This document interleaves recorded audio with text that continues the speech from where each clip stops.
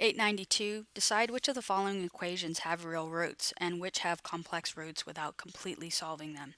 All right, so when you look at A, we have y equals x squared minus 6. Now remember, when we solve these, we're going to make y equal to 0. So you're going to get x squared minus 6. And so you're going to add 6. So in this particular problem, x is going to be positive.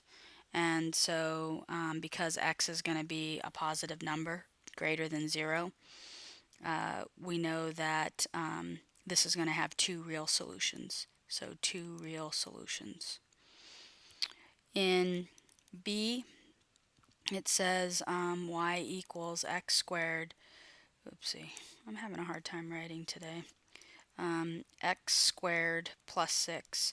And again, this problem is similar to A, and when this becomes 0 and you bring this value over, it's going to be negative, and so then you're going to be taking the square root of a negative number. So again, this is going to be 0 real solutions. So it's 0 real, and it will have two complex solutions. All right, then when we look at C,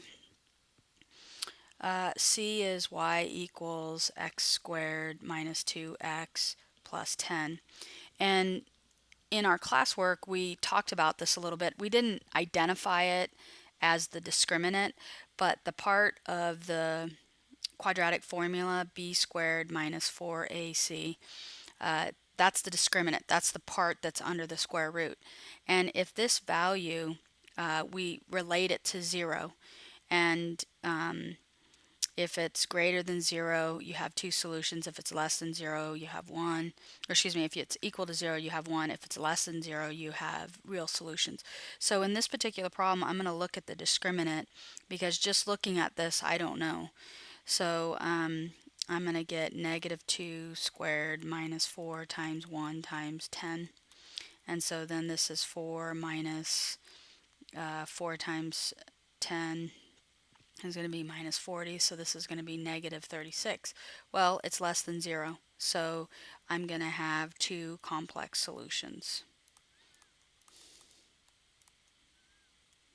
All right, so now continuing on this, we have D, and what we can do is y equals x squared minus 2x minus 10. Well, we can go back to this equation. In this particular problem, this was positive, and so that made this number negative. And so if this number here is positive, if this last number is negative, it's going to make this positive.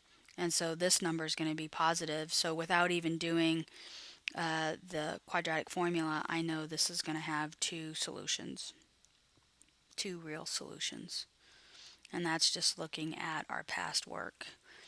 All right, so then E is y equals x minus 3 squared minus 4. And if you imagine y being 0 and then 4 goes to the other side, this number over here is greater than 0. We take the square root of both sides. So this is going to be two real solutions.